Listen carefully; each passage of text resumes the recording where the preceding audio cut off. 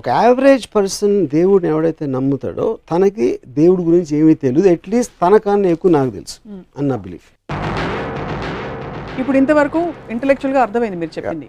దేవుడు అనే imaginary కాన్సెప్టో self created కాన్సెప్టో మన బ్రెయిన్లో మనమే మన కంఫర్ట్ కోసం పెట్టుకునే కాన్సెప్టో, ఒకవేళ అది మనిషి పురోగతికి, మస్తిష్కానికి, లేకపోతే జీవితానికి ఒక కంఫర్ట్ జోన్ ఇస్తే ప్రాబ్లం ఏంటి?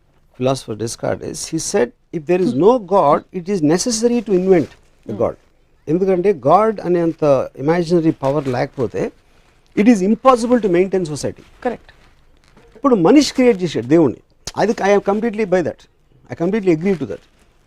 దేవుడు మనిషిని క్రియేట్ చేశాడు నాకు తెలియదు, కానీ మనిషి మాత్రం డెఫినెట్ దేవుని క్రియేట్ చేశాడు. మనిషి ఎవరిని క్రియేట్ చేశాడు? బాలాజీని క్రియేట్ చేశాడు, సాయిబాబాని క్రియేట్ చేశాడు, గణపతిని క్రియేట్ చేశాడు. డిఫరెంట్ ఫార్మ్స్ కాదు, వాళ్ళ కన్వీనియన్స్ మేరకు.